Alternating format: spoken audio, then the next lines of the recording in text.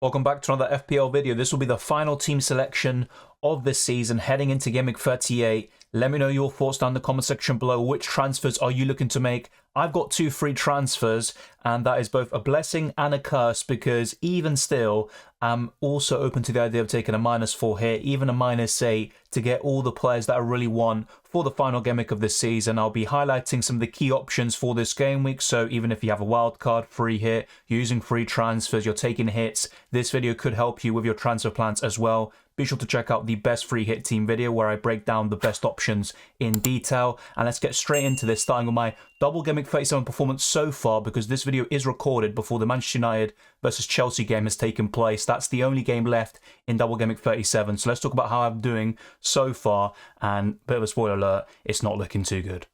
I decided to bench Raya and start Kepa Arrizabalaga with his double. He got 2 points against Man City, only a 1-0 loss, which a lot of us were surprised by. But Man City put out a very weak team. They had already won the league title. Alvarez was the one who scored, and I didn't go through with that transfer that I talked about in my previous team selection video.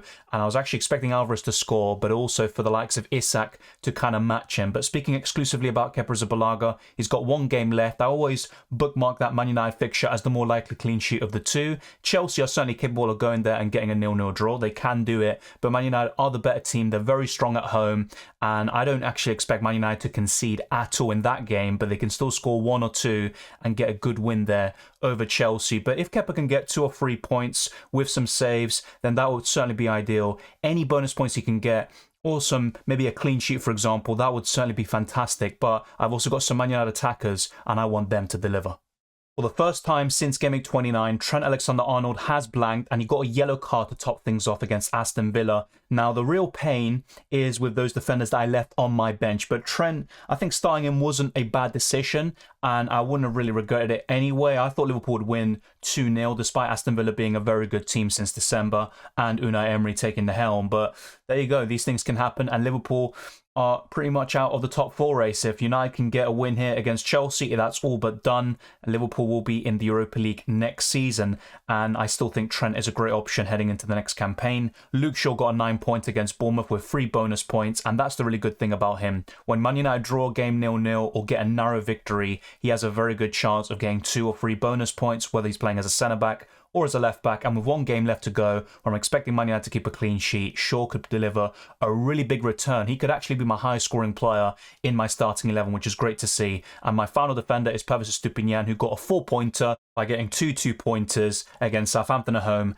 and Man City at home. So nothing really to talk about with Estupiñán. He has delivered in previous double game weeks like the one against Arsenal with that 17-pointer. But I think on the whole, he has been a bit underwhelming in recent weeks, but still one of the best left-backs in the Premier League this season. And Brighton have finally secured a place in the Europa League, so they've had a great season. Their key target now is to keep hold of their best players, and it looks like Caicedo and McAllister will be going. And also, if De Zerbi will stay on as coach next year, there are heavy links with him to Inter Milan. Let's wait and see how that all pans out. But looking at my defence and my team, I benched the likes of Botman, who got an 8-pointer, and Kieran Trippier, who got 9 overall. So very frustrating on my defence. Despite Shaw doing really well, Trent and Estupiñán did nowhere near as well as the 2 Newcastle defenders.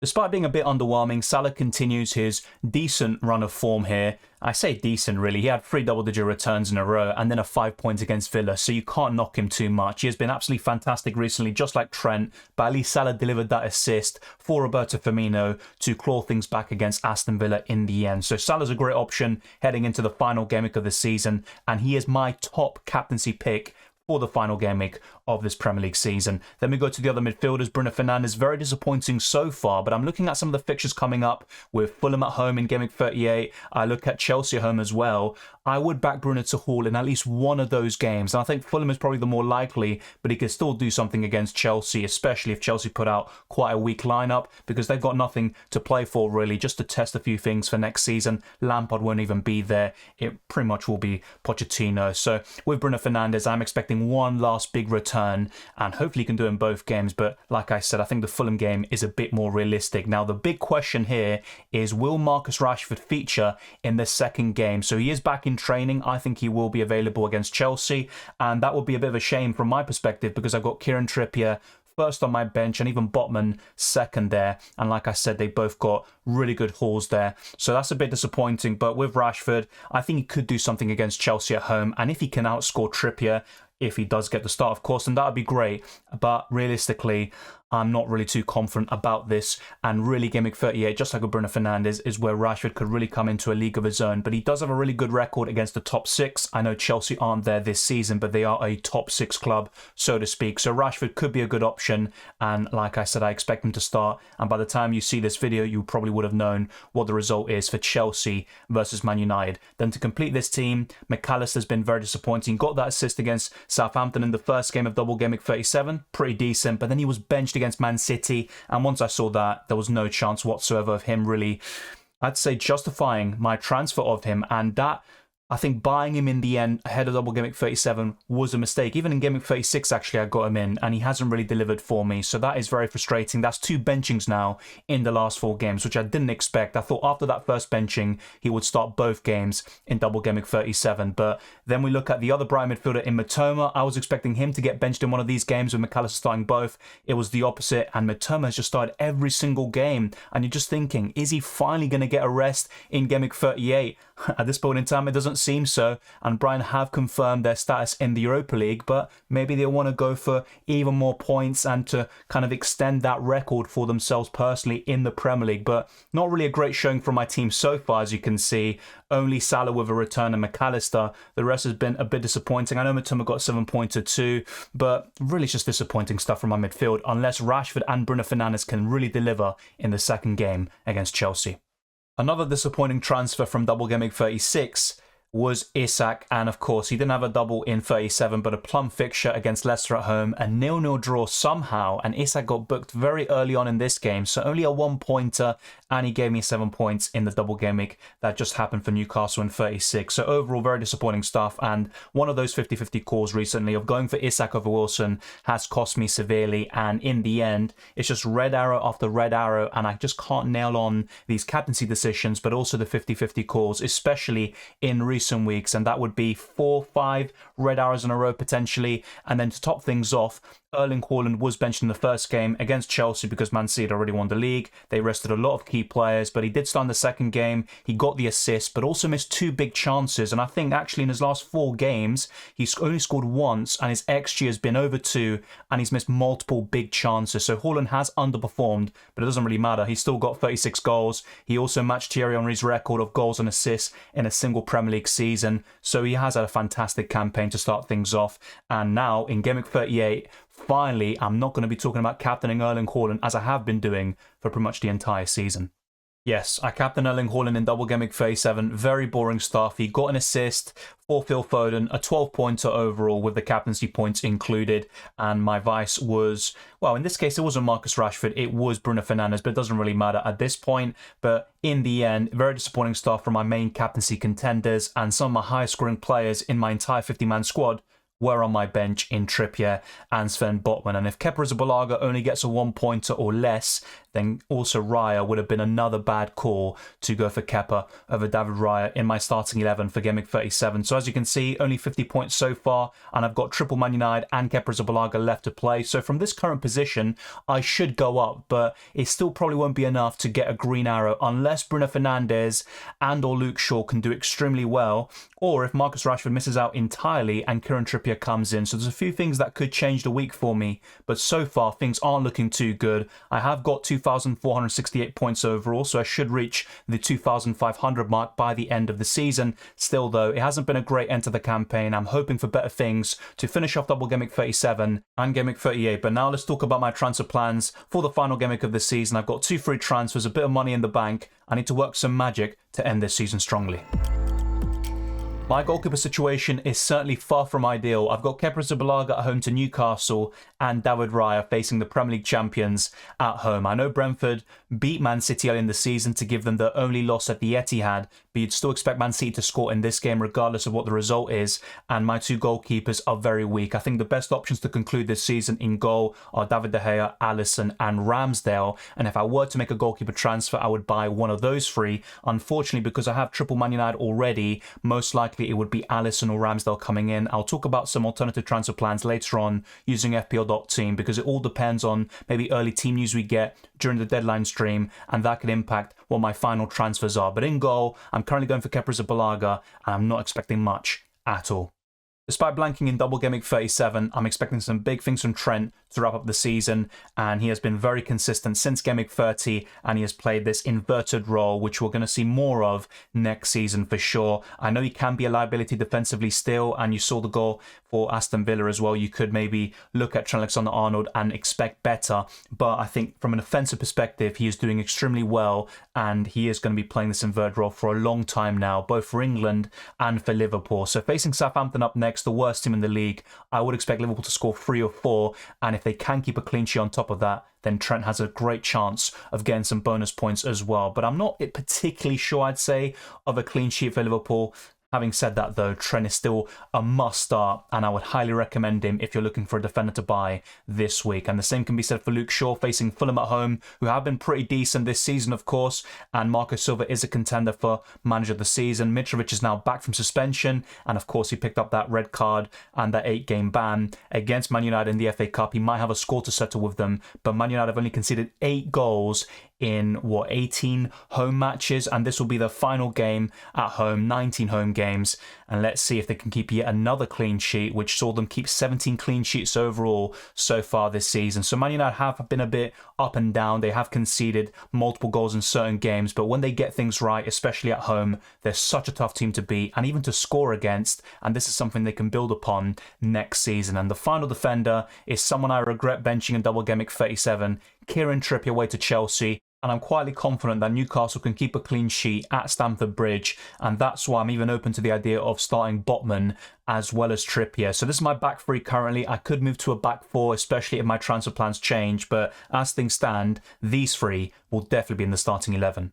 Even if Erling Haaland starts against Brentford, Salah is the best captaincy option in my opinion, and I know it's a bit of a spoiler alert, we'll talk about the captaincy in a little bit too, but I firmly believe Salah is right up there, and the only ones that can rival him are Erling Haaland and probably Harry Kane. You've also got Arsenal midfielders at home to Wolves, but apart from those select few, I think Salah stands far above the rest that you can think of. Away to Southampton, he's done very well at St Mary's in the past, and with the way Southampton have been playing, they can still score a goal and cause some problems from a defensive point of view for Liverpool, but I think Southampton can't keep Liverpool out, and Salah will be involved in some goals here, so I'm very confident in him producing a return to end the season. I'm also going for Bruno Fernandes at home to Fulham. He actually got an assist in the reverse fixture in the Premier League, and this was the last game Man United had before the World Cup. And then when you look at the FA Cup meeting recently, Fulham were 1-0 up. They got 2 red cards in Mitrovic and Willian. The manager was sent off too. And then Man United turned that game around. And I think Bruno Fernandes scored a brace, if I'm not mistaken. So I think he can do really well against Fulham. Yet again, it could be one of his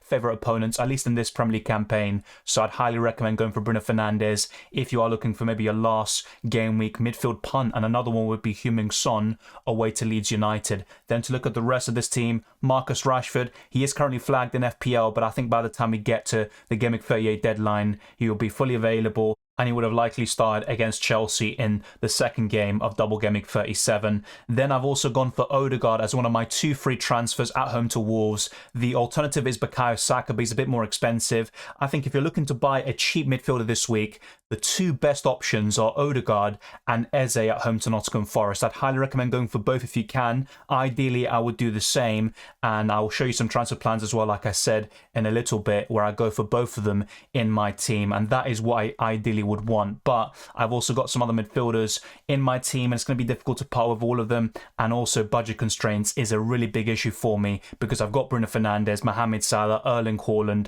and also a few other expensive players like Trent Alexander-Arnold in the back line. And the final midfielder is Mitoma away to Aston Villa. He has been very disappointing recently. A couple of assists, one against Southampton, a very fortuitous one against Everton recently, but apart from that, just constant blanks from him, even when he's playing well in games such as the one against Arsenal. I believe there'll be a lot of goals in that game, and that's why I've got Estupinian on the bench. But it's a solid midfield 5, especially with the signing of Odegaard. I sold him around Double Gameweek 29, kept Bukayo Saka, and I think from that point onwards, things have started to turn the worst, not only for Arsenal, but also for my FPL team. And that also impacted in terms of points, direct points, because Odegaard was outscoring Saka from that point onwards. And it also impacted my budget and the way I was able to make other moves. It prevented me from getting certain players in, which cost me even more points. So a few 50-50 calls this season have certainly been very poor. Also a bit unlucky, you could say, but there you go. You live and learn, and hopefully next season, luck will be more on my side in these 50-50 decisions, and we'll be talking about them extensively on this channel. Now let's talk about the 2 forwards to finalise the starting 11 before moving on to the captaincy and the bench.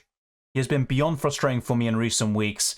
Isak is someone I'm considering starting, and this is going to be a bit of a conundrum because I've also got Botman on my bench and I'm backing Newcastle to keep a clean sheet, but I'm not so sure on Isak, and it could even be Wilson starting up front, Isak on the bench, and I have a few doubts about him, and that mainly comes from his inconsistencies in the last couple of weeks. But he has a good chance of scoring against Chelsea and doing very well, but I'm in 2 minds about who to start between him and a few other defenders and players on my bench, such as Sven Botman and Estupinian. And the final player, we all know who it's going to be. No, it's not Erling Haaland, it's Harry Kane. If we get news in the deadline stream that Erling Haaland is going to be benched, then I'm going to make a very simple move, Erling Haaland to Harry Kane, and that also helps me to buy Odegaard in for McAllister. But if not, if Erling Haaland's going to start, that's where FPL.team comes in later on. I'll talk about some alternative transfers, because as much as I really recommend Harry Kane, I'm not so sure if I'd sell Erling Haaland for him, especially if it involves a -4 hit. But let's now talk about the captaincy and the bench before going to FPL.team and showing some alternative transfer plans.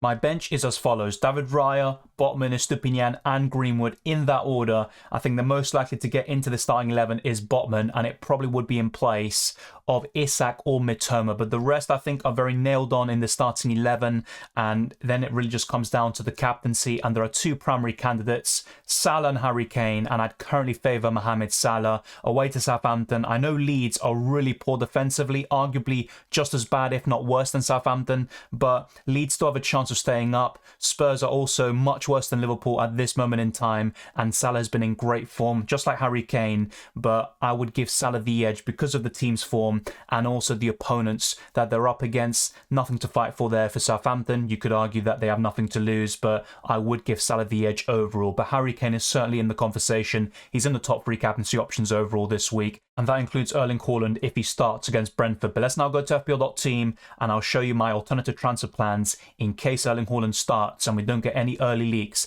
that he's on the bench.